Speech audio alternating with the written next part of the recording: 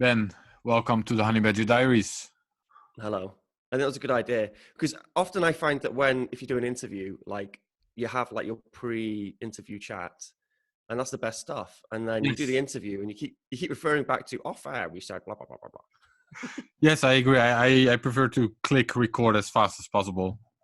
Yeah, we did. Well, the only thing we said before I hit record is that you grew your hair, and then you told me this Yeah, was the apocalypse look because there's no hairdressers.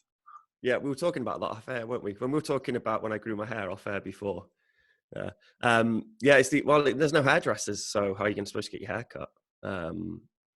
The missus can cut hair. She's pretty good at cutting hair. She's cut my hair in the past, but it's quite getting your girlfriend to cut your hair is quite traumatic. I don't know, frictious experience. I mean, I get a bit stressed out by that. She gets stressed out. So I also quite like her long hair. Yeah, I mean, I don't really know why. I think when I start, because for a while I was trying to build a house, so the hair kept getting in my face and annoying me, even if I tied it back. So I got it cut for that reason. But then Bitcoin got in the way of that, so there's not really much point in having short hair at the moment Did you until I finish the start doing house? something. Pardon? Did you finish the house? No, no, it's just like a half. There's in some lovely little wood in Wales. There's a half-built wooden house, not even half built, like 25% built wooden house. Hey, Just are you sat gonna there, finish it like one day? just completely cowboys, like not stuff's not even packed away properly. Like there's just tools lying around, getting all rusty now. I'm in Scotland now. I know your show is kind of focused on the Corona stuff, isn't it? So It pretty started early out like on. that, and I'll probably keep that. That will be a main theme, but I'm sort of diverging into whatever I feel like at this point. Yeah, Talking I'm about glad you didn't Corona call it every day is getting crypto a little Corona. bit boring. Yeah, yeah. What is going on with Well, yeah, I mean, Corona where you are? yeah. Are you in Well, lockdown? so pretty early on, we got freaked out and we left before everyone else got freaked out. Um, which people call panicking, but I actually think the worst kind of panic is denial. It's to Right. just say there's nothing wrong and then just carry on doing what you do, thinking that everything will just take care of itself. So anyway, so we panicked, which I actually think is the opposite of panicking, and moved to Scotland. We have access to like a cottage on a little island, which is pretty basic, pretty minimal, but it's nice. So we were able to use that. So we just moved up here to kind of get away from all the Corona stuff on this little island. And ironically, I think we had coronavirus and actually probably brought it to the island, which I probably shouldn't say publicly. Uh, yeah, so that was quite ironic. So everything was just left back home. We have a tradition in the UK in the sort of February half term. Schools, year 10, year 11 kids, so like 15-year-old kids, they go on skiing trips to northern Italy. So there was all this coronavirus stuff kicking off in northern Italy, and like all of our school kids were going off in buses to northern Italy skiing, like for 48 hours, sat on a bus, skiing, catching coronavirus, getting back on these buses, these warm buses, all crammed in close proximity, giving each other coronavirus, and then coming back to like the south of England, the south of Wales, which is where I live. So we thought inevitably we were going to have a few cases of corona popping up, which we did. So we kind of scarpered and got out of there pretty quick. But that also meant that the house, which is 25% done, that everything was just left, like the Mary Celeste. Even like a steaming cup of tea was left. So you're in the middle of nowhere on an island in Scotland at the moment. Yeah, pretty much. Yeah, pretty much. I mean, it's actually, so I grew up here when I was very little, and it's just like an old croft cottage, which there's lots of in Scotland in the countryside. So it's almost like an really old small farmhouse type thing. Right. And when we lived here, we didn't have any electricity or anything like that, or running water. We used to have to get water out of the stream, buckets and things. And there was no one here. Like we used to be here for like, I don't know, a month at a time and not see anybody. There's just no one in the north of the island. I mean, there were, but it was very, very sparsely populated, Whereas now it's more populated than it was. So there are a few families in our little valley, which is nice. So, sort of neighbors and you can walk past and say hello to. What am But it has I? kind of. What am I seeing behind you? Is that a 3D printer? Yeah, I managed to. The first thing I did when I got here, because I left my 3D printer And I was like, oh man, but I needed a new one anyway because my old one was breaking. I kept having to repair it because I'd kind of worn it out. So I got a new one. I got an Ender, I think it's an Ender 5. But I really like it because the bed moves on this one, whereas with the one I've got, the head moves. And I always feel a bit dodgy like leaving it overnight because a lot of prints you have to leave for like 48 hours.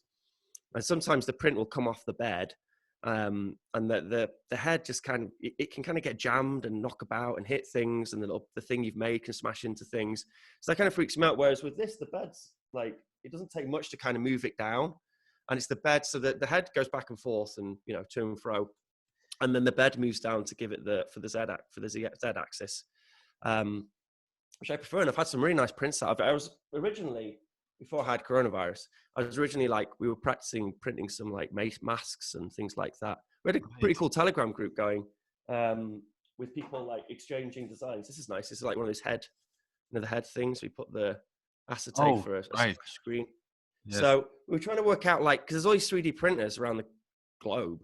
And they're sat idle, or people are just printing off goofy stuff off Thingiverse. And it kind of made sense that if we can manufacture something which is useful, then we should explore manufacturing something which is useful. Originally, I had like grand ideas of making like a ventilator, a DIY ventilator, which we did some work on, but it's more kind of the little things. So like the face masks, for example, the elastic bands kind of cause a lot of irritation if they're worn for long periods of time around the ears. So one of the better prints is just kind of a little clip which clips on the back and holds the elastic things so it doesn't rub against your ears. So there's little things we can kind of like print, which are helpful to emergency services. I mean, in this country at the moment, So did you design these, or are you just printing them? Did you design these PPE things, or? Well, I started designing some little bits. This one's a printed one. That one's a printed one. I did try and design my own, but it wasn't very good.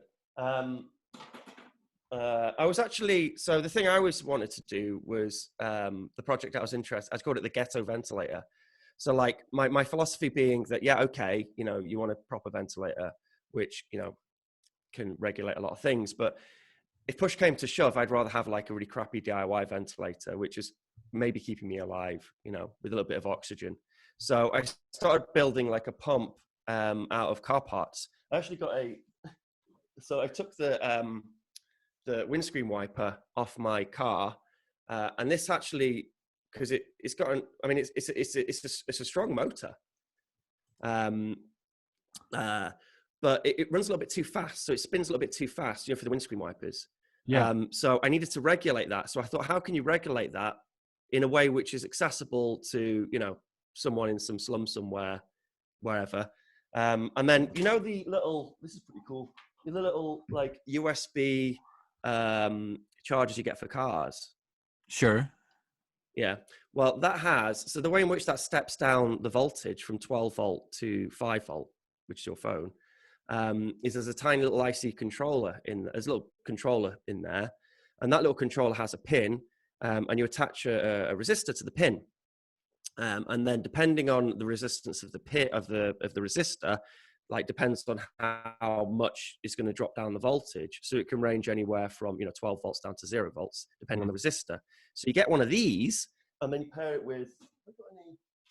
Because honestly, I was quite ill, so I kind of had to pause all this stuff. Oh yeah. Oh yeah, look, there's what I was working on. And then you get these little variable resistors. So you attach a variable resistor to the IC controller. Whoops. And this, you get that out of your radio. So you get your car radio, you take your little variable resistor, piezo controller, and then you get your little USB, phone charger, and then you get your windscreen wiper motor, and then between those like three items, you've got yourself like a variable motor where you can turn the reps down, which means if you attach like a cam system, so you can turn this into from rotary into up and down motion. I don't know the technical word for it. You can get it down to like 12 things a second. Sorry, a minute. So the ventilators, they range between 12 and 15 breaths per minute. Right. And it's better if you can regulate that, obviously. So you can achieve that with those parts pretty, and it does a good job. And then you could just regulate it with the little thing. But I mean, I was ill, and then I just kind of like, sort of, I put it to one side for it. But I do need to go back to it because it's a cool project, it's a cool idea. All of that I think stuff, I got disheartened. all of that stuff would be in an average car. Yeah, absolutely. Like, and like a cheap car too. Like you could get all that stuff from, if you were in some slum somewhere, you'd be able to find a car or some car parts or some car breakers or scrapyard or somewhere, and you could put together like a controllable. And these motors are like really tough as fuck. Like you could put together a nice controllable motor system for your ventilator. But then obviously you also need to be able to like produce the oxygen. So I looked into like making oxygen, and then I was trying to figure out what I could use for a lung. I experimented with a whole bunch of goofy stuff and it didn't really work very well. So I think that's where I got disheartened. And then honestly, I was like ill, like properly ill, for like coughing and had a temperature for about 2 weeks. Although my temperature wasn't that bad. It was a few days of bad temperature. My boy had it bad. He had like a week of 40 degree, 40 Celsius. And coughing as well. But then my cough then kind of went to my chest. So I thought I was having, because there's been a lot in the news about people getting infections in their heart. So I thought I had an infection in my heart. So I was on these pretty high course of antibiotics. That's gone now. I've still got a bit of a cough, but I think I'm all right. I'm going to live. So yeah, we had it pretty bad. I mean, I hope it was corona. It might not have been corona. I think like a bad cold mixed with loads of paranoia can easily feel like coronavirus. So maybe it wasn't coronavirus. Have you been in contact with the end coronavirus people, the Nexi? Is that what it's called? The Bruce Fenton, Nexi. Do you know what? No, well, see, I put out a tweet saying, Bitcoiners, we're pretty smart people. Let's build a ventilator. Right. And then I got the Telegram group together. We started like exchanging ideas. And then a few days later, Bruce Fenton put his thing up and he's like, I'm leading this blah, blah, blah, blah, blah. And I was like, you're leading bollocks. Like, it should, I mean, it's cool. Crack on, like, good, build something, smart, get smart people together and collaborate and help where you can. But I just don't like the idea of people leading. So I just kept it was almost, at that point, it's a bit like, well, should we just join their thing? And then we were like, well, let's just keep this Telegram group open. It's been cool. Like, we just exchanged ideas and stats, and we got some like, some medicine folks on there, and some doctors and some engineers, and it's mostly just like exchanging designs for things like, ventilator masks and whatever else. Have these been used? Pardon? Are these PPE things, they're being used somewhere? No, I mean, I think there was some movement. I think that was like I think it's a scuba diving snorkel thing. Yeah. Which covers the whole face. Yeah, and there was like printed additional. Yeah, you could print the top bit. Right. Yeah, the valve. Yeah. So I think the valve was is one of the most useful things, which has been more useful thing which has been printed. And then little things like the clip for the mask. These things are being used. I think the visors. I think they're being used. So yeah, I mean, it's even if it's, I don't know, like even if it's completely futile. And the open source community of makers and tinkerers can't contribute anything. I don't think that's true. I think they probably will contribute something. I don't think it doesn't hurt to have lots and lots of people thinking on a problem, seeing if they can try and solve a problem. Because who knows, they might come up with a decent solution, or they might come up with some design which is really helpful and useful for people. So I don't think it's entirely few, because I mean, ventilators they're really complicated bits of machinery. But then there's non-invasive ventilators, and they're a little bit more achievable, I think. Obviously, an invasive ventilator is really hard, but a non-invasive one, which we kind of have like the face mask and pressurize the lungs, they're something which could be built, in a DIY way. I mean, like us in Europe, and then in the US or whatever, and some of the countries where we've got like healthcare, we have access to healthcare, like. We have, but there's a shortage on machines and ventilators and materials and PPE, but it's more the poorer countries, like the which don't really have any healthcare, where something like the ghetto ventilator, for example, like a non-invasive ghetto ventilator someone can knock together, could be useful for somebody. So Yeah. So yeah. So did this replace your Bitcoin tinkering, or are you still doing that as well? no, well, I mean, yeah. So I was just like, I felt pretty sorry for myself, and I felt a bit poorly. So I kind of went back to doing some Bitcoining stuff as well. So recently we've done LM Bits. We brought out LM Bits. It was me and a couple of other developers. So that was a project. Like it came out of. Have you seen LM Bits? You played with LM Bits?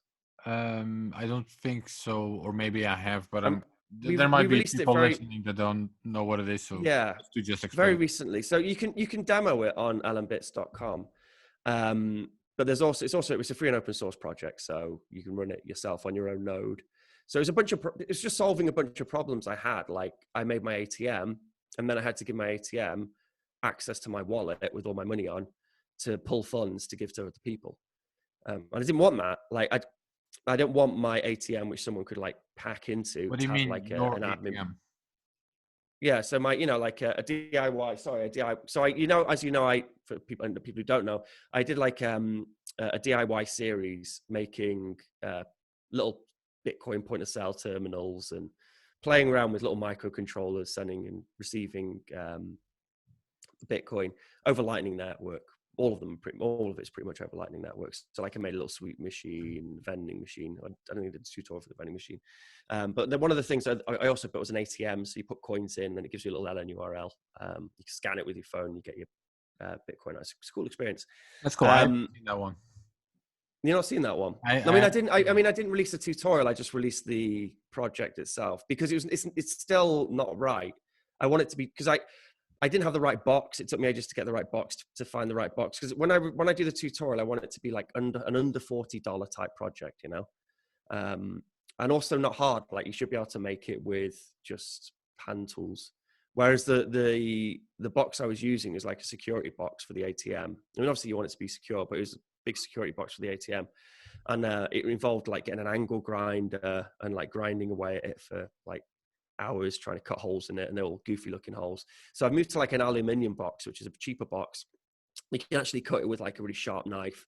I mean, these little things that, that they're for a bar or a cafe or something, like a novelty item to kind of get people interested in Bitcoin. They dump their change and they get some sats back.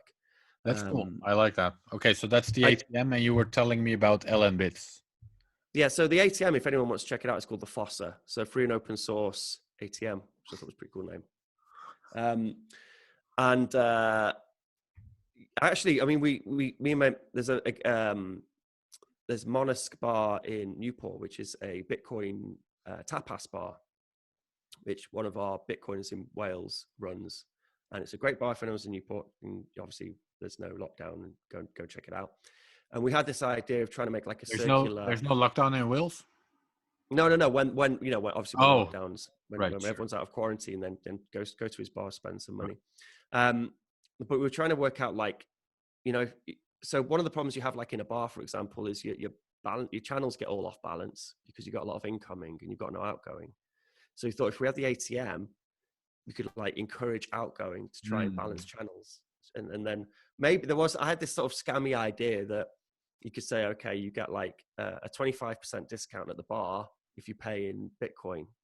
And then they'll have the ATM, but the ATM is like, there's like a 25% charge to convert to Bitcoin.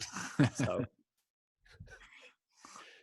I suppose the wise thing to do is just come in with your own Bitcoin and then pay with Bitcoin in the bar. But anyway, so yeah, so there's the ATM project's cool, but in order for it to spend funds on your Lightning wallet, it has to have, say if you're using a custodian like OpenNode, it has to have access to your admin key for your wallet, for your one wallet you have.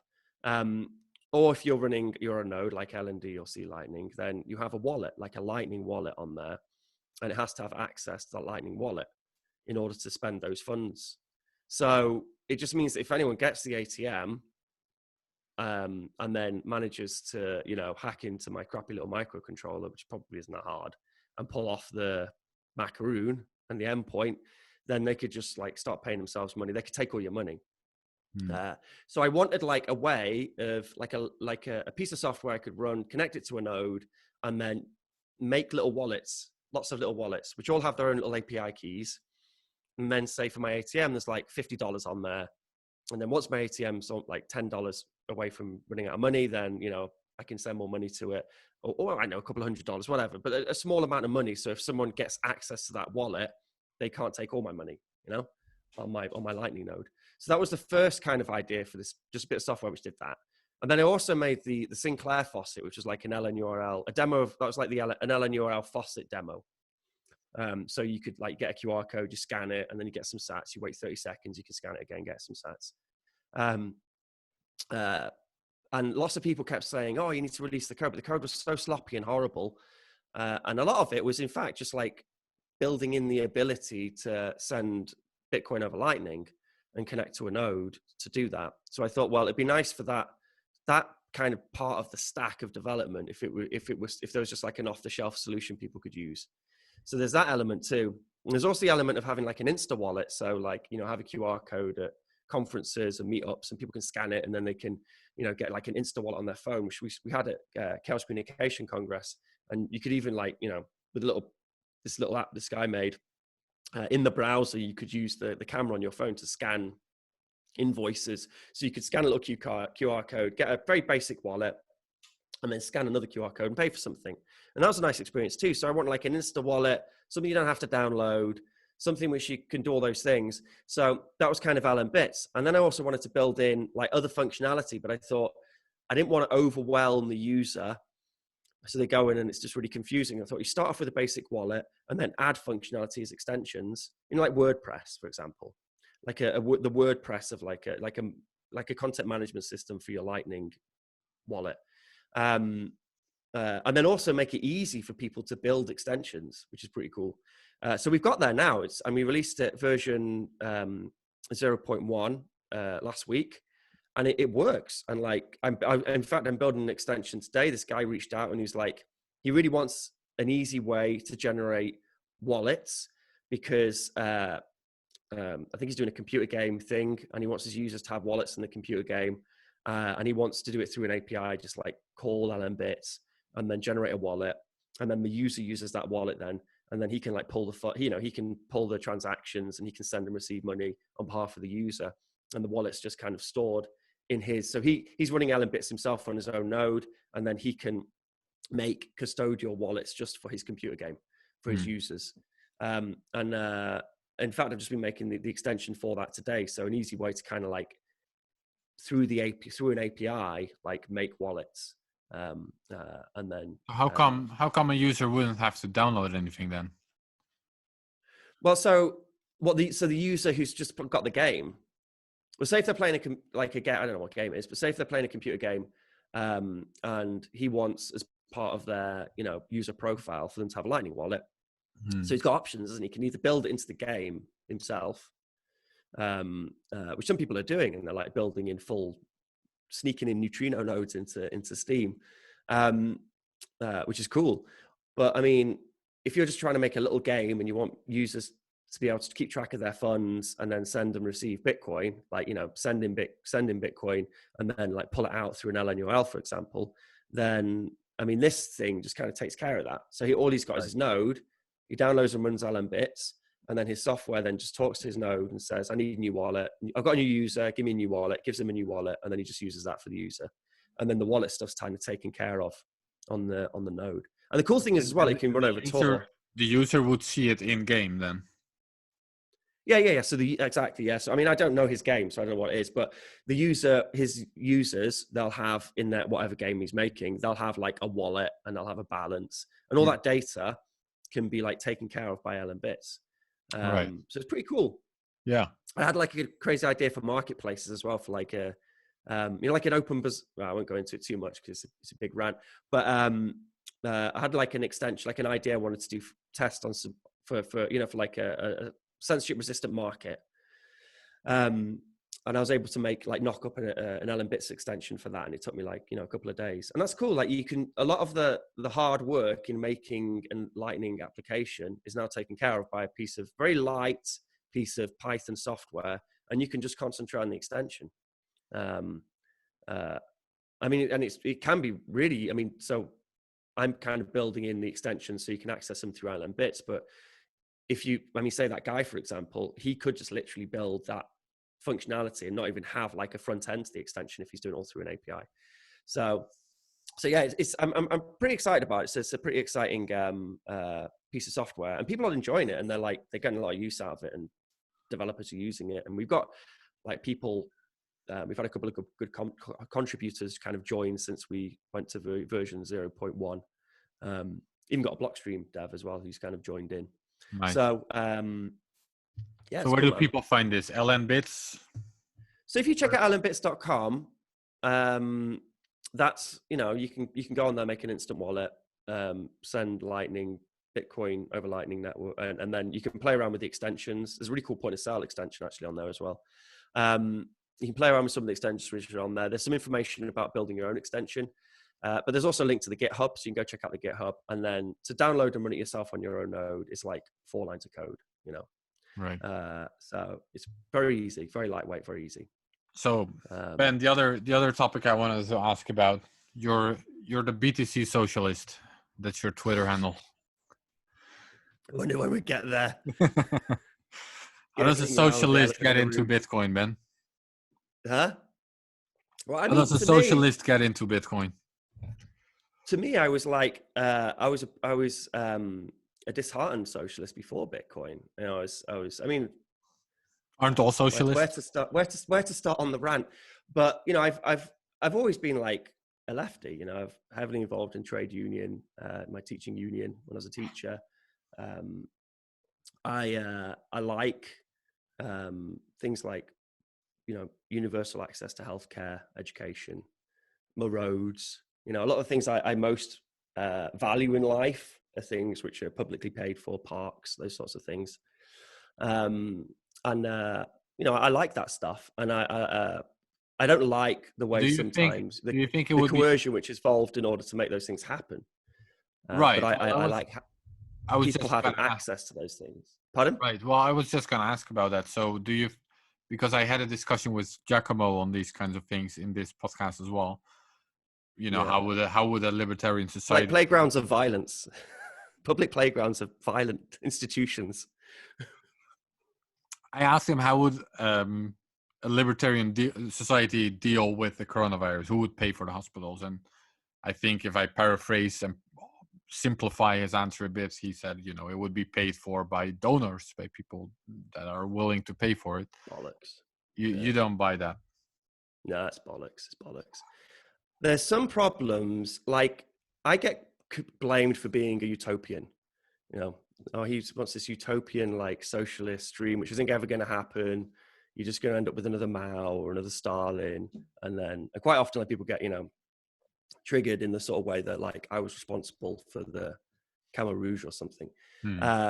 There's some the true utopians of this world are the ones who think we found the answer. And the answer is in the capitalist mode of production. Production, the way humans produce things over history has changed. Slavery, we had slavery.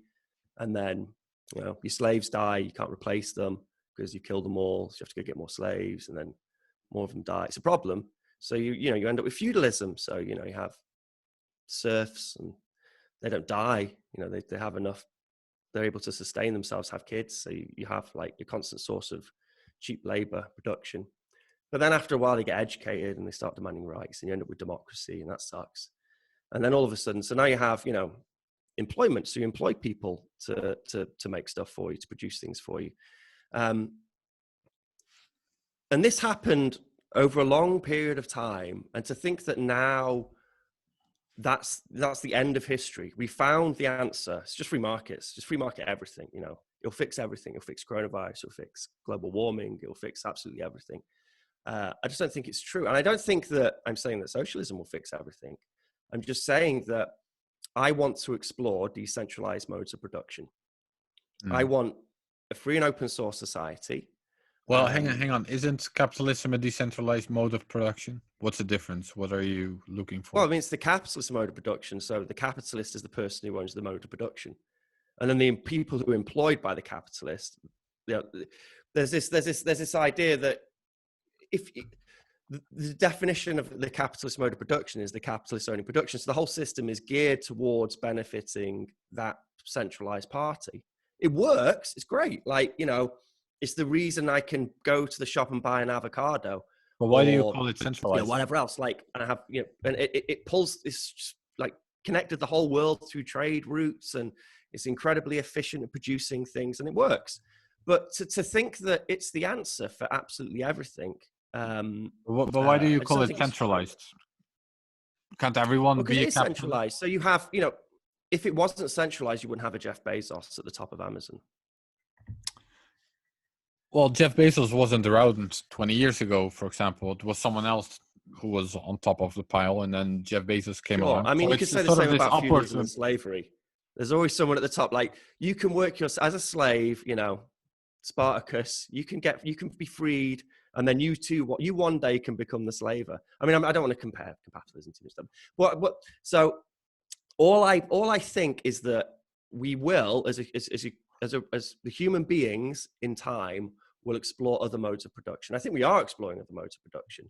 I think for an open, I mean, so if you look at software, I that totally was agree. I totally proprietary agree with that. software. Let's get there in 1 Proprietary minute. software was paid for and managed by the person who had the capital, by the capitalist.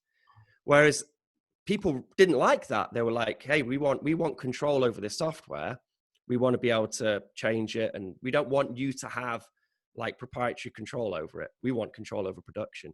And then the Yes. developers said, well, we're going to work together and we're going to make our own software, free and open source software. So we are producing things which are, you know, free and open source, decentralized, socialized. So that way of producing things, it can work. So I mean, I'm not saying that who knows what's in front of us historically, you know, in the future, but to think that just free markets will fix everything just doesn't make any sense to me. And then also to think that Bitcoin, I mean, so if you want Bitcoin to be valued by the whole world and to be the backbone of future society, whether you like it or not, there will be people who align their ideologies with it. You know, who will say that Bitcoin, I can, you know, align my ideologies with Bitcoin because it's free and open source software, because the users control how the protocol works, as opposed to someone at the top, a capitalist, a slave, or a fascist, whatever you want to call them. So, and I think it should be encouraged as well. There's no harm in all these like anarchist, lefty hacker types piling into Bitcoin. I mean, yeah, like the neoliberal libertarian, they were the first to kind of see value in Bitcoin as a sort of digital gold or whatever, or I don't know, a non-government store of value, so you're not putting your money in some banking system. But it doesn't mean that other ideologies won't be able to you know, align with Bitcoin. And I don't see why there's a problem there, you know. Oh, I have no problem with that at all. I do think that free markets are more decentralized than you make it seem, which is the reason I mentioned the upwards mobility. Are they though? Because free markets are inevitable. I mean, first you got to find a free market, which is hard to do. Sure. Like whether one even exists. And then, you know, remember all those times when you were young and you played Monopoly and you didn't have a government controlling or manipulating the Monopoly board? But it was very hard to find an equilibrium among the other players. It usually ended in a monopoly, which is in fact why the game Monopoly was made, was to show that a free market ends up as a monopoly. If you have a free market, then the bigger company can have more division of labor. They have more. I mean, there are some benefits to being a smaller company, where you can, you know, provide services which may have a little bit too much friction for a bigger company. But with the way division of labor works, I mean, Adam Smith wrote about this, that you end up just with more and more of a monopoly over production by a small collection of people. And Adam Smith said the only way to get around that was to have government, you know, intervening and then trying to make a free market or trying to preserve a free market. So I'm not saying I'm for that, but I'm just saying that there's this myth that a free market exists. I think the only way a free market exists is by a lot of intervention. I don't think if you just let markets take care of themselves, that you'll end up with a free market. I just think you'll end up with a complete monopoly. Well, I think the dark nets are a pretty good example of really free markets with no state regulation whatsoever. and they seem to function reasonably okay. There's exit scams here and there, but in general, the reputation is valuable and trade works. But I mean, And isn't that partly because they can't, because they're out of the remit of just law, they have to be, dark. They can't be out on public. Mhm. It means that, well, look at the marijuana industry in California or wherever else in America. At one point, I mean, I'm against the legalization of marijuana just on this one basis, that all that money was going into, it was fairly decentralized. There were lots of local drug dealers who were bringing a lot of money into impoverished communities, which didn't have access to any other industries, really. Like, it's one of their main industries, one of their main sources of income. Now, all those local producers, all that money is just going, like, it's being centralized. And you're ending up with a couple of big Koch brothers of growing weed. So, like, if in the drugs industry and in dark markets, if it were allowed to be out in the open, wouldn't they just centralize? Wouldn't they just turn into big monopolies? Well, even if that's the case, it's clearly preferable by the consumer, right? So it's benefiting someone, at least. It's benefiting the consumer, and everyone is both, right? Or at least But everyone's is it also though? a So, consumer. like, Well, if to sell your shit, it wouldn't benefit them, then why would they buy it? Then they could still buy it from and I their mean, drug dealer on the corner of the street, right? Clearly, well, they there's a lot of think things, it's a like, you benefit. wouldn't be so in this myth of a free market, which we don't have. I mean, the free market, the private sector doesn't pay for getting rid of waste, for public infrastructure, for delivering a lot of these goods to people's doors. It doesn't pay for a lot of things, so a lot of these benefits we get from a free market, they're not actually parts of the free market. They're parts of a publicly owned market, a publicly owned sector. But I forgot where we were. Sorry, I have a sip of whiskey. Well, I forgot as well. So that's not very helpful. I'll agree. No, it was, what were you saying? I had a very valid point, but then I went into a little tangent about free market, private sector making. Well, I was arguing that clearly the consumer thinks it's a benefit if it's produced. Oh, right, yeah, the consumer. Well, so again, regulation. Like, there's so much regulation out there, so people don't get scammed. People aren't, like, hypnotized into buying shit through fucking weird advertising. I'm not. So, I mean, I think there's the value is quite complex. I don't subscribe to the Austrian, the amount of how much something costs is its value. I just don't believe that's true. I think that value can be manipulated by market mechanisms like branding, for example. Doesn't branding just increase the value? And advertise, pardon? Doesn't branding just increase the value? That's what an Austrian would argue, right? If values, Well, they would, yeah, they would argue about the social, whatever. So I just think there's if you were, I mean, why don't we have these free markets? Why? I mean, is it because governments just want to control everything and they want to take all the money? I mean, I just don't think a free market exists. I think it's just a myth, and it can never exist. As soon as you have a free market, it will just turn into a monopoly. I've never played. Incredibly rich person buying everyone else's stuff. I've actually never played the game Monopoly, so I literally don't know what the rules of the game are. But I like. But what I am saying is, as a thought experiment, Aaron, as a thought experiment. The thing with capitalism is that the pie can grow. You're all growing the pie, and I don't think that's the case with the game Monopoly. So that's why it's not a very accurate reflection of real capitalism.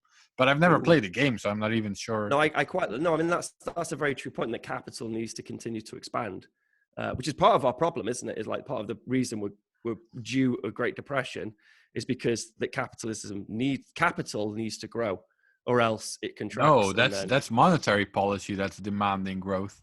That's central banks. It's not monetary policy. It's monetary policy which is aiding growth, so we don't have recession and depression. That's the.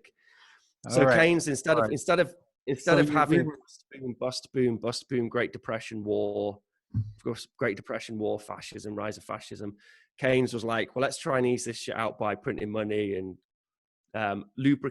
fair weather surplus recycling. So you take some of the surplus which you have in the good years, and then you use it in the bad years to try and keep So hang on. production moving. Forget about socialism. Do we have a Bitcoiner here who's defending Keynes, who's saying that was a good idea?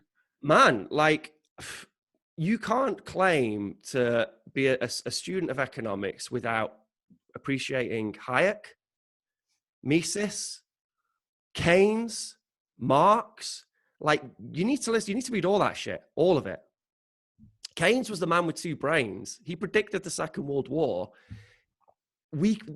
All the stability and peace we had from the end of the Second World War until now could be, it could be Keynes. It could be Keynes which caused that. Yes, until now. And let's see what happens now. Well, let's see what happens now. But maybe, the Great Depression was before Keynes. When we had like a gold standard. But no, well, that's not what Hayek would argue. Hayek argued that was central bank policy that caused the boom of the 20s, which inevitably was followed by the bust of 29.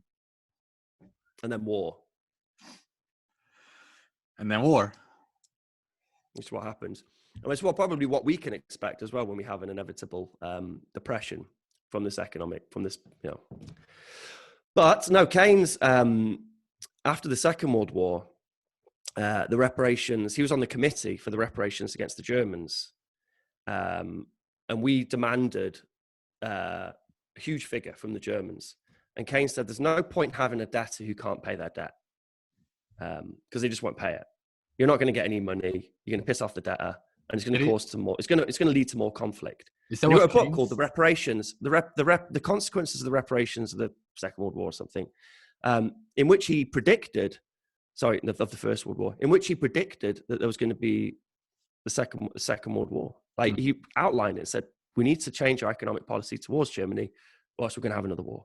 And then we had another war. He worked like through the First World War and the Second World War to try and stop conflict. He just didn't want conflict. Like this is a wartime person. The most important thing is that we don't have like hundreds of thousands of people, millions of people shooting the shit out of each other. That sucks. And a lot of that is down to economics, which is why when he went to Bretton Woods and they came up with a new monetary order of the gold-backed dollars, the charter of Bretton Woods was, okay, we don't want to have another Second World War. We need to make a stable economic world order to stop that from happening. And then Keynes had a very good proposal, which no one listened to, and they didn't use. The Bancor. Yeah, absolutely. So, you can't blame Keynes for what's happened. Keynes died. So they had the meeting in Bretton Woods, and then Keynes got incredibly ill trying to tell everybody how dangerous it is to have, the US dollar as a world reserve currency. And then they went back to have another meeting where Keynes was going to argue his case again, that they needed a medium of exchange which was decentralized, wasn't owned by one country, or else they'd end up with more conflict. And he died of a heart attack, like trying to plead that case. What a guy. And we didn't listen to him, and we had our gold-backed dollars. I agree that obviously I'm not like sticking up for Keynesianism as a whole, but I am saying that John Maynard Keynes, the economist, was a great man, a very clever guy, and he has some very valid points. And the Bancor, if we taken his advice and used the Bancor, then maybe we would have had a lot more stability and peace around the world. We would have had like the little skirmishes and conflicts caused by the US, for example. So, but I'm not saying if you read Keynes, you then can't read Hayek and you can't read Mises. Of course you can. You read them all. And read Marx too, and Adam Smith and David Ricardo. There's another topic you touched on, which I want to get into, because I do agree with you on that point. I think is that Bitcoin is often presented as sort of, and I do think it comes from that tradition, the tradition of sort of free banking, free market for currencies. Hayek wrote about it, the denationalization of money. Now, it wasn't the denationalization of, sorry. So I get that Bitcoin comes from that tradition in a big way. At the same time, what Hayek was describing was really private currency. So a currency owned issued by private companies. Yeah. Yes, exactly. And Bitcoin is something very different. And I think that's sort of where I start to agree with you, that there's actually something weirdly socialist about how Bitcoin is actually being developed and how it's actually coming into existence.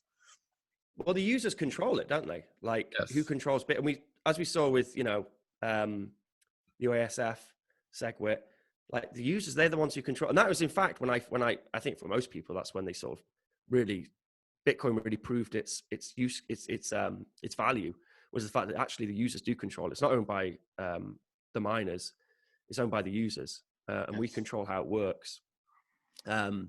Which is, and I always say it, like Google, socialism defines socialism. It doesn't say, Stalin and, horrible government tyranny. It's that the means of production, the means of manufacturing, distribution, and production is owned or regulated by the community as a whole. And I think with Bitcoin, the way in which it works is regulated by the community as a whole. It's owned by the community as a whole. And its distribution is regulated by the community as a whole. And you may not think so. You might be like, well, no, actually, my Bitcoin is my Bitcoin. But Satoshi's coins, for example, what are you Googling socialism, define socialism? No, I'm Googling that quote or that part of Marxism where, everyone contributes what they can. What's that quote? You can tell me. No, oh, you're talking about that's communism. I mean, that's Marx's. So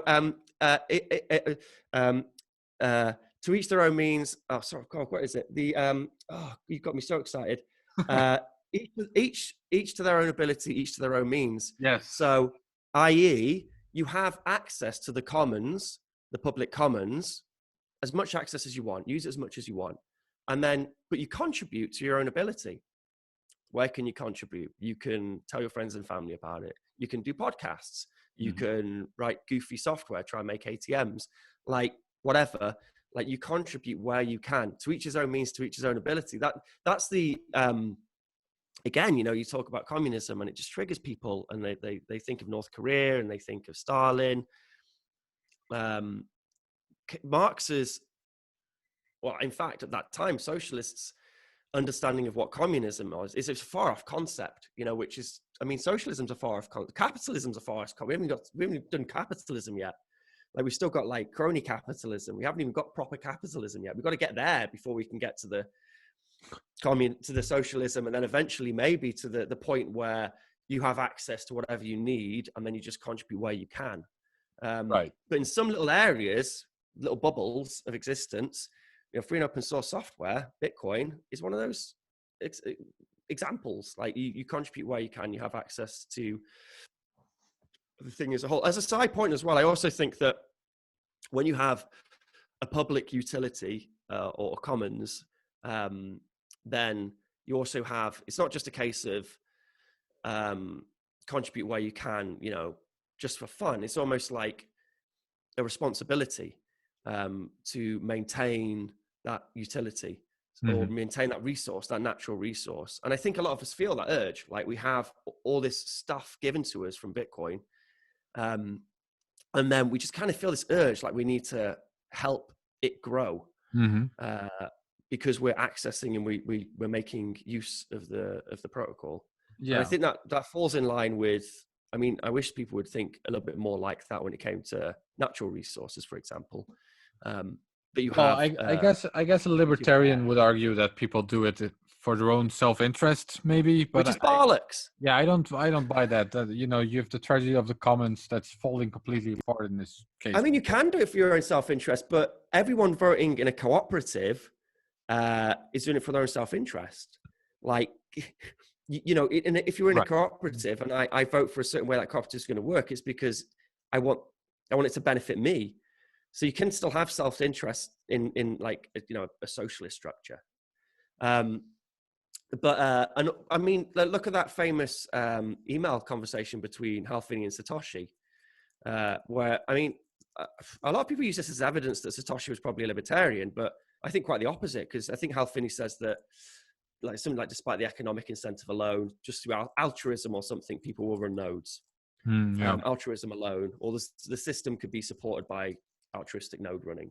Yeah, well, that's Hell. Um, That's Hell who said that, right? I think. yeah, Hal Finney said that to Satoshi, and then Satoshi said, "Oh well, I'm not into politics or whatever, but I can see why it would appeal to the libertarian mindset." And I don't really see how that's libertarian. That altruism will Oh, but is sustain that the is that network. in the same context? Aren't you mixing up different? Yeah. Because he says altruism. Al Finney says altruism alone will, I don't know, the network be able to run on altruism or whatever. And Oh, then Satoshi then says, "Oh yeah, well, I don't know much. I don't really know much about politics or something, but I can see how it would appeal to the libertarian." But I right. can't see how. So I guess his argument was that libertarians would act altruistically, out of ideology. Which I mean, libertarianism doesn't prevent people from acting. being altruistic. No, Yeah, yeah, that's true. Yeah. I mean, they shouldn't. Game theory, if they're. It depends what sort of libertarian you're talking about. Like, I'm a libertarian. I call myself. I want liberty for people. Libertarianism historically was always a leftist tradition until Rand and Rothbard then sort of co-opted the term for the right. So I call myself a libertarian. I want liberty for people. I want to pursue ways of having more liberty for more people. the term libertarian was leftist. Yeah, check it Really? out. Wikipedia, second paragraph. Hmm. It was co-opted by the Where did right it come in from? the Do you know this? 60s. Pardon? So where did it come from? It's all the French fraternity, liberty. What's the can't remember the three things. Or who did it come But from? yeah, I think it was it Proudhon who talked about, who called himself a libertarian, or who was he called himself? It was someone on the left who first, like, no, Proudhon was the guy who first called himself an anarchist. He's also on the left, by the way. Hmm. Can't remember the name of the person who first sort of coined the phrase. But Well, so let me ask you something else then. Why do you think? Because there is also left anarchism, and I think especially in Europe that's bigger actually than the sort of free market libertarianism. Why haven't they embraced Bitcoin? Why isn't the left on board with Bitcoin? If you are, Well, I mean, this is why I need to wave that flag. See, and game theoretically, all those self-interested libertarians out there, they should encourage me to go out and hoodwink my friends into liking Bitcoin, or my lefty friends. But no, I think it's, they look at Bitcoin and they just see greed, and they see Lambos, and they don't understand that it's like a free. I mean, lefties are pretty bad with computers, to be fair, which has always amazed me. But it just seems to be something about lefties. Seems to be crap with computers. bad with computers, bad with economics. Yeah, but if you if you go to Chaos Communication Congress, the Bitcoin camp, whatever you call it, that's like a small table. Mm-hmm. And they're fairly alienated from the rest of the Bitcoin, from the rest of the Chaos community. So you got 20,000 hackers, and there's like 15 Bitcoiners sat around a table, like the weird freaking Bitcoiners in the corner. I've been there once, maybe 4 years ago or something like that. And there weren't even 15 then. It was maybe 5. And that which is no one at the whole conference cared about Bitcoin at all. And none of the bars accept Bitcoin. None of the places you can go and eat accept Bitcoin. And you're like, dudes, this is free and open source money, which you can send without a trusted third party through networks, these really cool networks, and they use all this amazing protocol development stuff. Like, those guys, I think should be excited about Bitcoin. Yes, they should be. Well, I think the problem, Ben, is that a lot of these people are against money in general. Like, they're philosophically against all money. Yeah, because money's evil. Yes, exactly. At the same time, Bitcoin money isn't evil. At the same time, they do use money, but yeah, if you present a new money, it's still money and it's evil, and they don't want anything to do with it. But it's like you said, they still have bars where they accept money. So why not at least accept open source money then, if you're going to accept money anyways? But I think that's the reason. They just don't like money. Therefore, it shouldn't corrupt open source philosophy or something like that. They want to keep it out of there. I think that's sort of the. But I mean, that's one of the beauties of. I mean, go back to Marx. Marx said that money needed to be a commodity, and not just. He was against fiat. Marx was. I mean, whether fiat existed as we would understand fiat to be now. But he believed that any good money needs. No, it did. And he was against it. He didn't like the state. He didn't like the state controlling money. He believed money would have to be a commodity. Good money is a commodity first. Really? Which So I agree with. well, yeah. Hmm? So he agreed with Austrians on that one. I guess the Austrians came Yeah, I mean, it makes sense. later, but yeah. No, it makes sense. But I mean, like I said, read them all, you know. But like this idea that Marx was a statist and he wanted, you know, state control over everybody is wrong. Marx hated state. He wanted the state to wither away. There's a famous, yeah, sure. the withering of state, which is a famous Marxist sort of idea that if you had. So to me, it all goes back, and I think I said this quote to you once before, and it's, who is it? Saint-Simon in, I think it's like 1570 or something. He said that soon the art of governing men will be at an end, and it'll be replaced by a new art, the art of administrating things, or the art of administration. A few whiskeys in, sorry. So soon we won't have to control people and tell them what to do. That'll the apparatus of society, which is kind of taken care of by very well-designed systems. So soon you won't have to have like a central bank issuing money and controlling money. You'll have something which will kind of control itself, the art of administration. I can't remember where I was going with that, but I really like that quote, and I think it's very, very relevant for Bitcoin. The autonomous money machine. Fell off a cliff there. Yeah. Anyways, I think we're pushing an hour, more or less, and that's kind of how long I want these podcasts to be. So I think I'm gonna stop recording. Is there anything else? No, keep going, man. Let's keep going. I got a cigar. Well, we can keep going, but we don't have to record everything, do we? Yeah, no, record everything, and then there might be some, because, you know, that's All right. a terrible way to. Okay, well then I'm gonna rely on you for the next topic. What do you want to talk about? Do you think? Here we go. Here's a thought experiment for you. So we got Jeff Bezos, Amazon. Mm-hmm. Okay. So say if I make a competing Amazon called decentralized Amazon. Yes.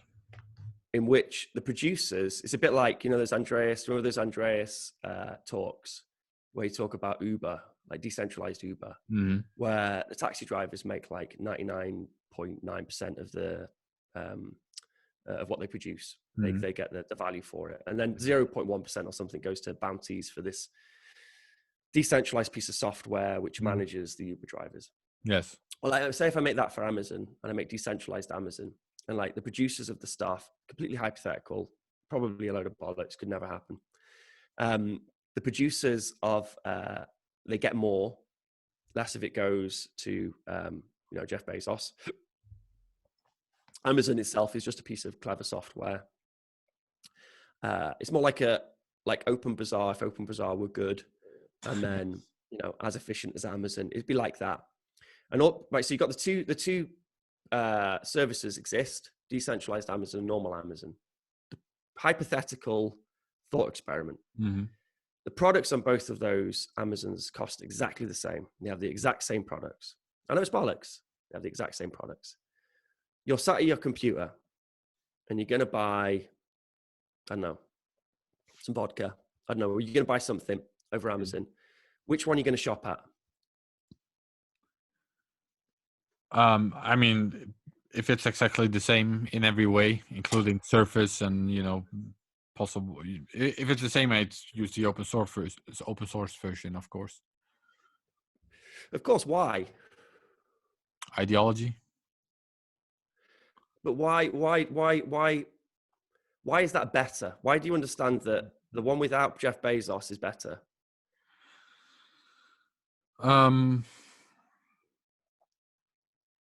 Yeah, I guess because I would feel the money is going to whoever's producing it more, apparently, because it's not going to one guy. So it must be going to a more decentralized group of people. See, so you're advocating that the means of production should be more socialized, should be decentralized, Well, if among if lots of people. If the Bezos version would be cheaper, then I'd be fine with that as well. However, I think Well, no, it's no, you haven't got that as an viable. option in my thought No, experiment. I know, but I'm just pointing that out. But I think it's viable that the open source version would be cheaper, right? Because there's no Bezos to Mm. pay. So I think that's a very interesting future And if that also, I mean, stuff really takes off. there's this myth that like Yeah, a free labor market is what causes productivity. Whereas, as we see again with free and open source stuff, like you can have immense productivity if people feel valued and that their contribution isn't just going to kind of get claimed by their boss. mm, Then that system can be more energized and more productive right. if it's done properly. I don't know who knows how to do it. It's hard. Like cooperatives are terrible. Like they're really hard to manage. It's much easier to have someone just at the top barking down orders. It works better. Yeah. Well, Slavery worked so well. I'm quite on board. So in general, I am quite on board with the whole free market thing. The counter argument that I sometimes have trouble with is sort of natural monopolies, because I'm not so convinced that monopolies always happen in every market, but sometimes they can happen. When a network effect is an issue, and I think that's a problem that libertarians like to ignore. But I also think that's something that could be tackled by free and open source software. Like that's the sort of competition that could beat natural monopolies, because it could also become a natural monopoly, but cheaper because there is no big boss to pay. Yeah, and That's kind like of your point. it's a monopoly. So say like when you say Bitcoin, it's free market money, and it's not. It's free market money. We want it to be the free market money killer. We don't want any other sorts of money out there. We want Bitcoin. We want Right. Bitcoin to completely monopolize and destroy the free markets of money. That's what we're designing it for, to be the best money. So it would just destroy the free market of money. And then Yes. why would Yes, that's a good way to put it. If you don't see Bitcoin as free market money, which, as I pointed out earlier, is reasonable. I think it's something different. It's not but Hayek's but original it's an idea for okay free monopoly. market money. Like if Libra, but if say Libra coin, for example, which actually I'm probably not as against as other people are, because I think that their federated model, if it worked and you had lots of all these nodes or whatever, hundreds and hundreds of them, that it would be decentralized-ish and it'd be pretty steady for people. So it might give people better money. But anyway, if Libra coin were the monopoly of monies, if that's what everyone used, then we'd probably be against it, because it has like Yes. areas of centralization. Right. Like we want decentralization, don't we? Well, definitely when it comes to money. Yeah. So, and we understand as well that sometimes in the free market of encyclopedias, that's not doing so well. Like Wikipedia's kind of monopolized that market. Right. Yes. Yes. Good. But because it's a free and open source system where you can all contribute and whatever else, like it's all right. We don't mind that monopoly. We don't like, it's like if all web servers on the planet were run by, 1990s Microsoft, then we would think of it as an attack vector, and we wouldn't like it and we'd complain about it. But if all web servers on the planet are like Linux based, which they are pretty much, like 90% of them or something, Mm-hmm. then that's a good monopoly. Right. Because why is it a good monopoly? Well, it's because that no central party controls it and has control over it. It's controlled by users. It's controlled by the people who actually use it.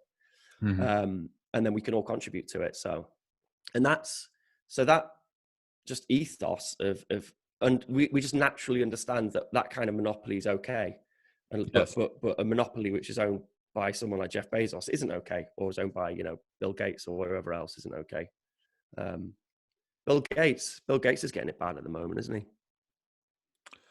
With the vaccines? Yeah, well, he's just getting attacked, isn't he? At the moment, he's just there's a lot of hatred out for Bill. I noticed A lot of distrust. I saw a Saifedean tweet. I mean, I Saifedean banned me a long time ago, but I saw a Saifedean tweet You against saw Bill it because Gates. Michael Faulkson retweeted it.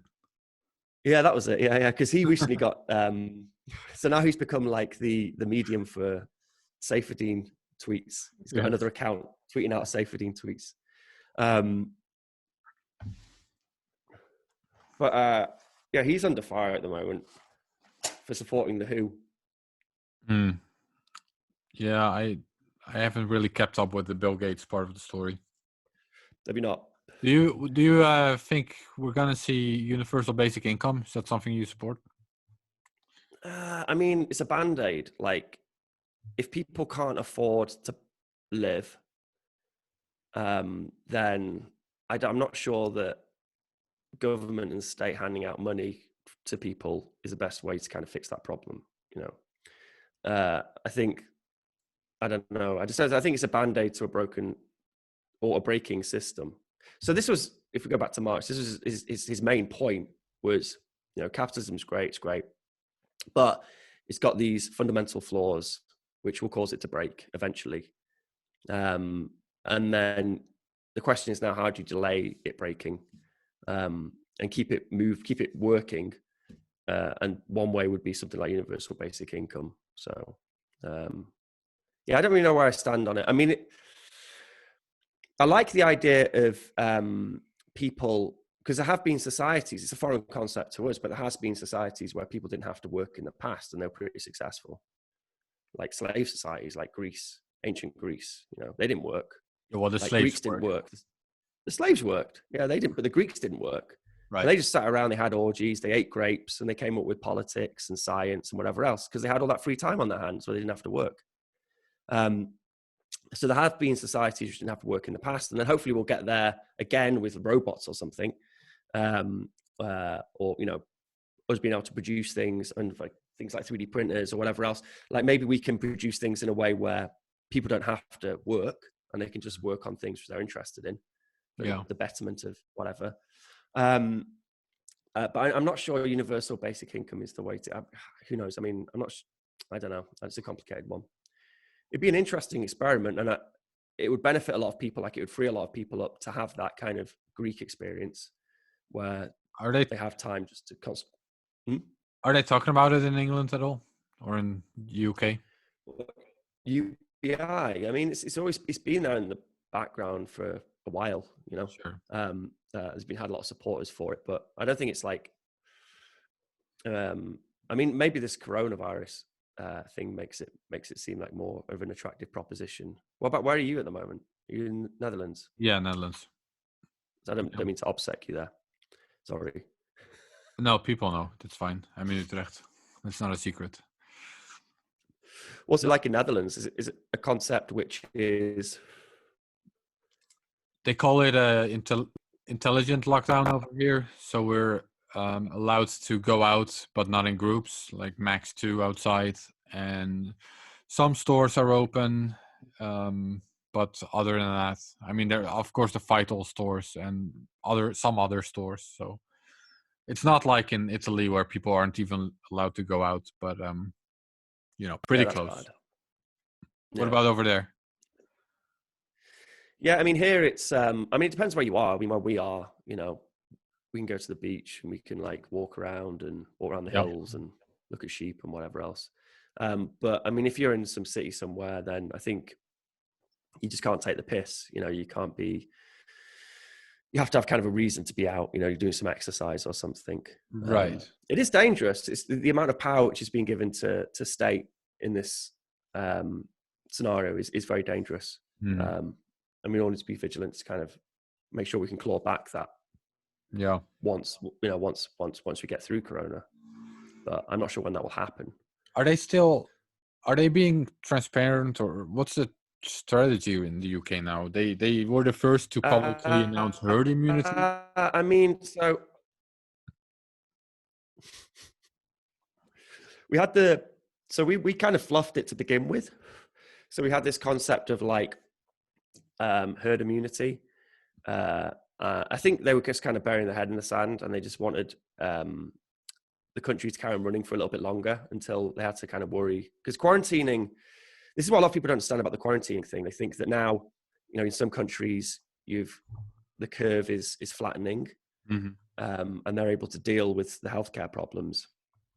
And they think because of that, people can be let out and we could start restoring normality.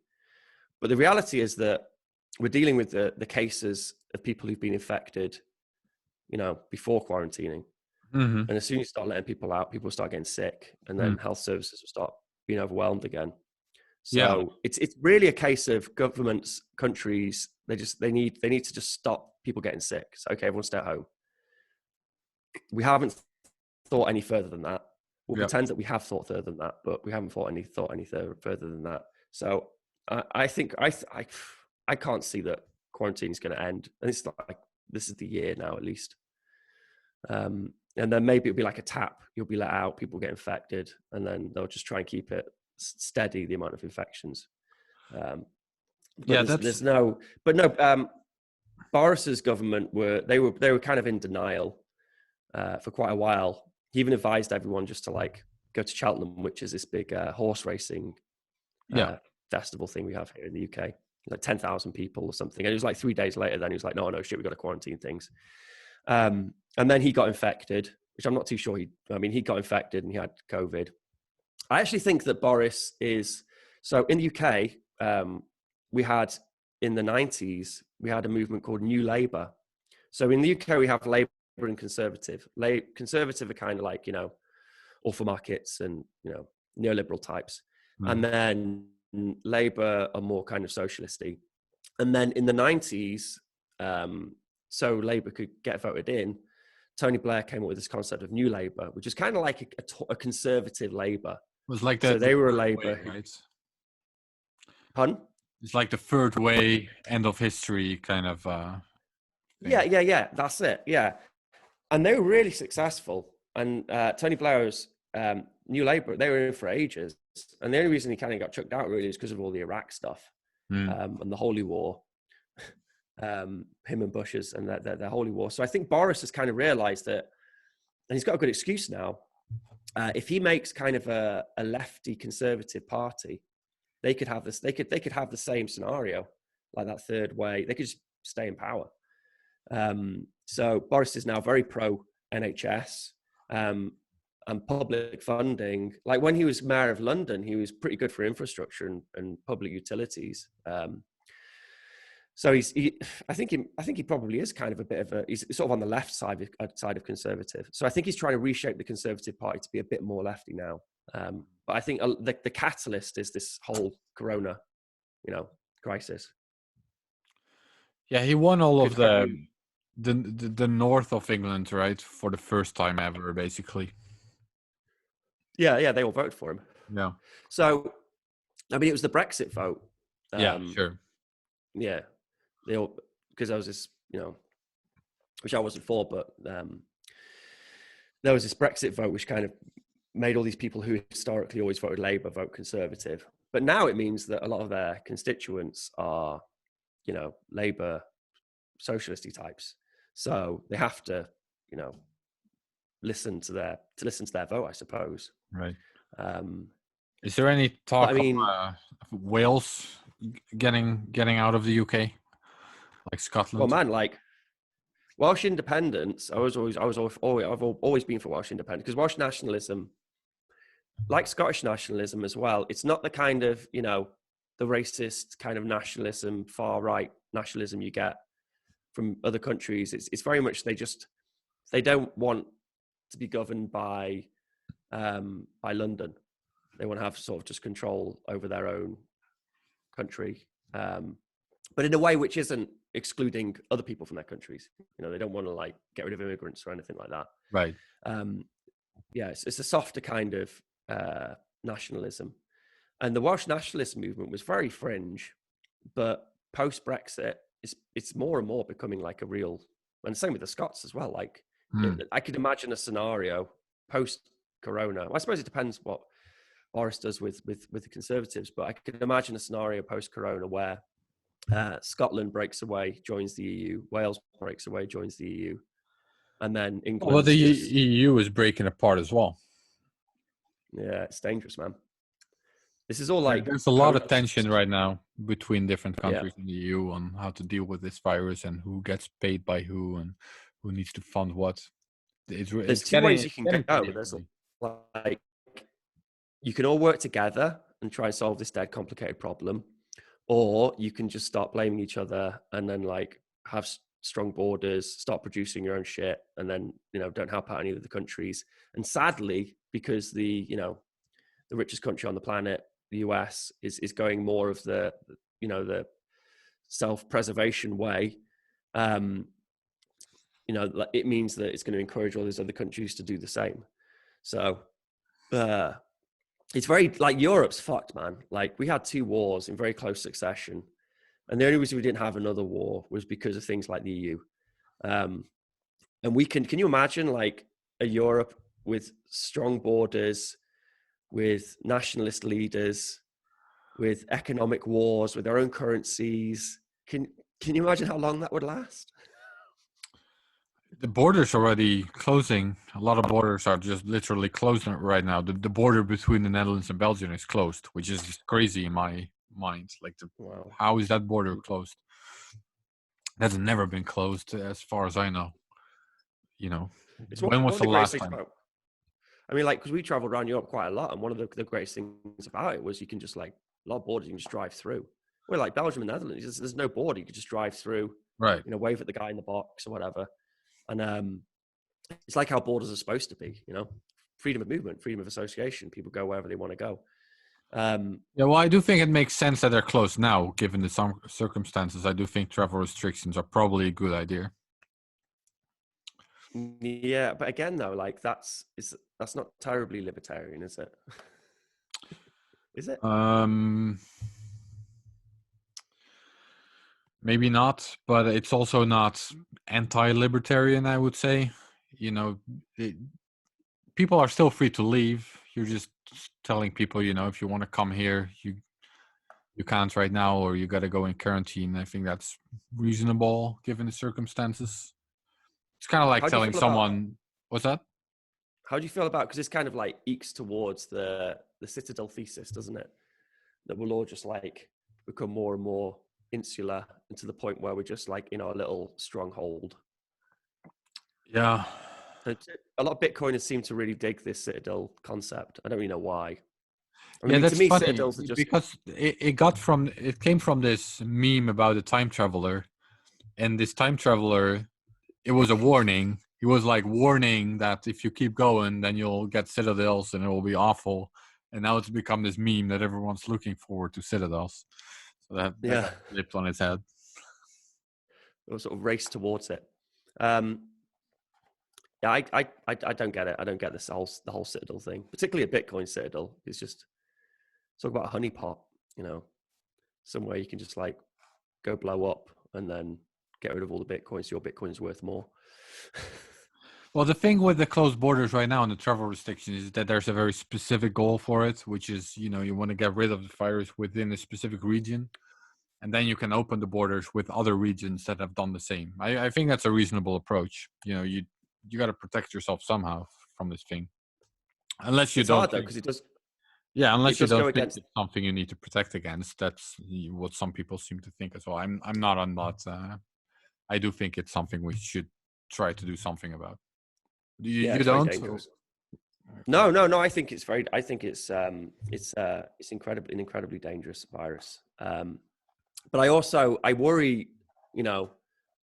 I like the idea of being advised to social distance each other socially, and for opted opt into isolation. And for Yes. people to kind of be given somehow the means to be able to do those things.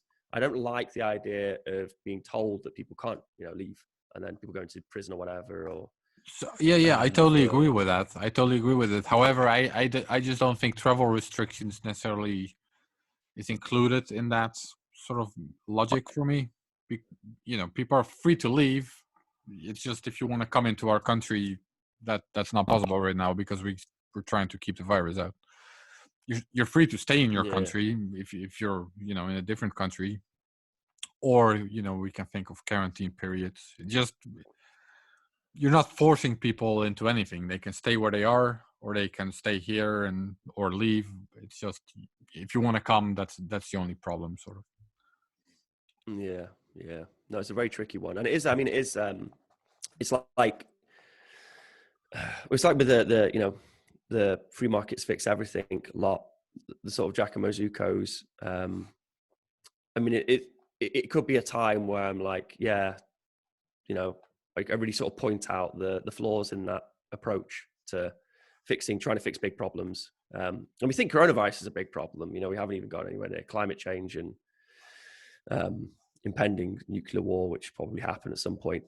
But it could be like an opportunity for me to,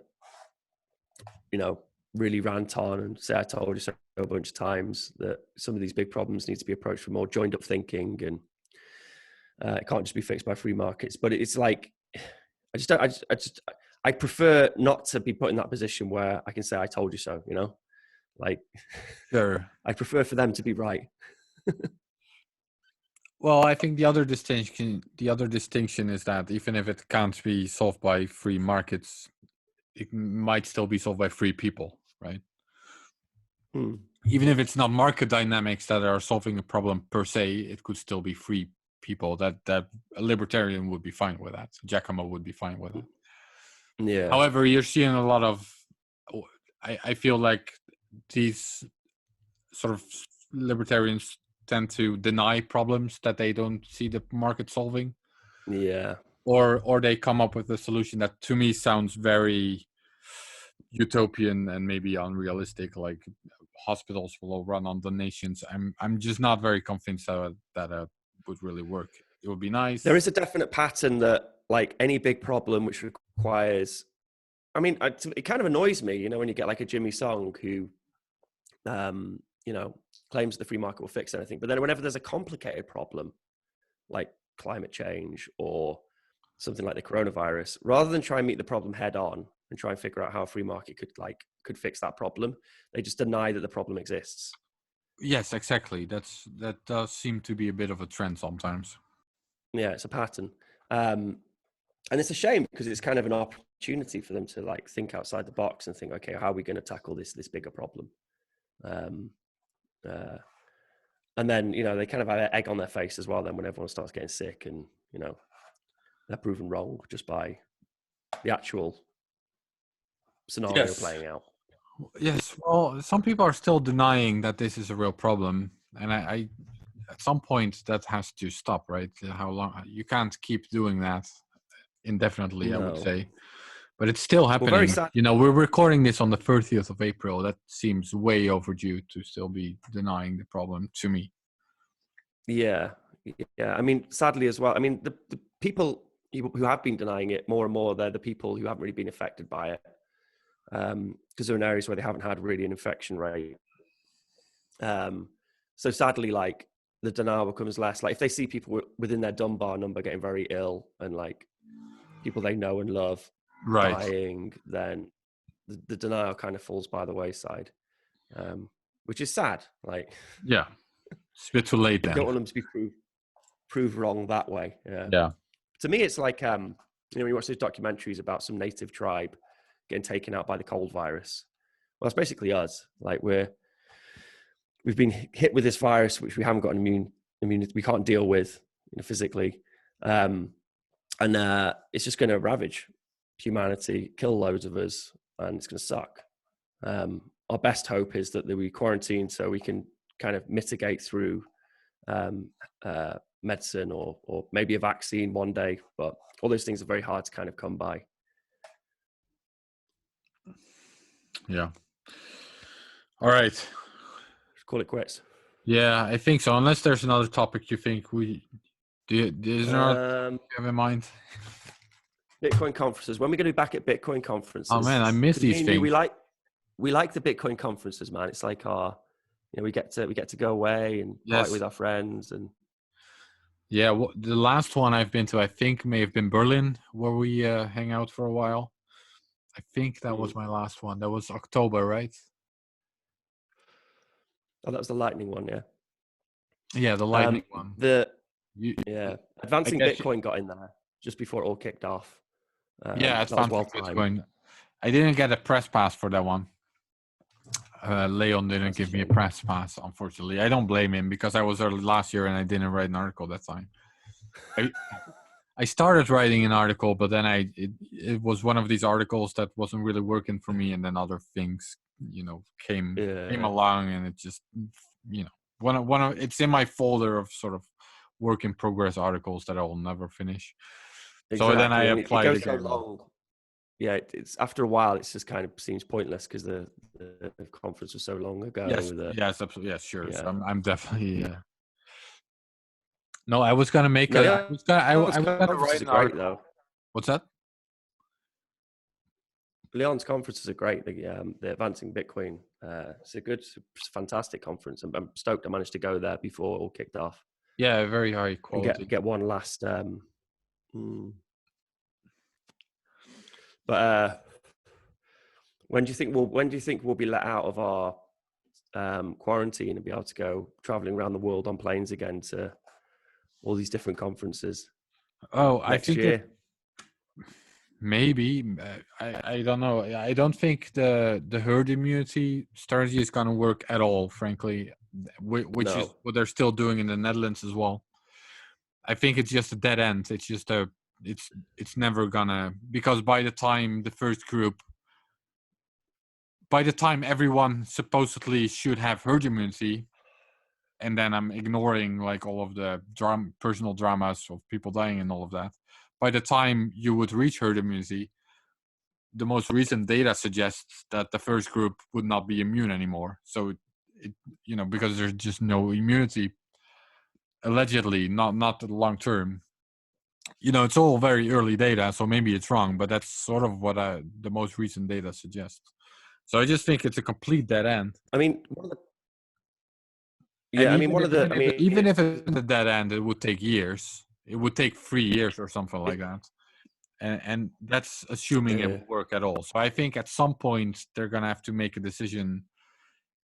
Are they actually going to try to contain this virus? Sort of do what they're doing in Asia. It's just Asia had a huge head start because they were doing it from the start. And we'd have to start while the virus is already wildly spread among all of us. So are we still going to go that route, or are we somehow just going to ignore the virus altogether and just accept that people are going to be in trouble? Or is there going to be a vaccine or something? Right now, on the current strategy, there's not going to be a conference anytime soon, unfortunately. no, I do miss them. Yeah, no, it's yeah, it's sad and it's very hard. There's the economic fallout as well, because I imagine, I mean, we're heading towards a depression. We're not heading to just a recession. Yeah. You've got multiple markets crashing. In the UK, the housing market, that's our biggest threat. Everything's pegged to houses. And there's a guy who wrote, did you ever read Bitcoin, the Future of Money? It's by a guy called, what's his name? He wrote a really good one on tax recently called Daylight Robbery. It ends with a question mark, right? Bitcoin, the future of market, with a question mark. Yeah. Is it Frisbee or something like that? That's it. Dominic Frisby. Yes. Frisby. I read he's it. like he's as far right a libertarian as you're gonna meet, but he actually has some really good content, which I enjoy. And one of his videos he made recently was divorce, destitution, and death. No, death, destitution, and divorce.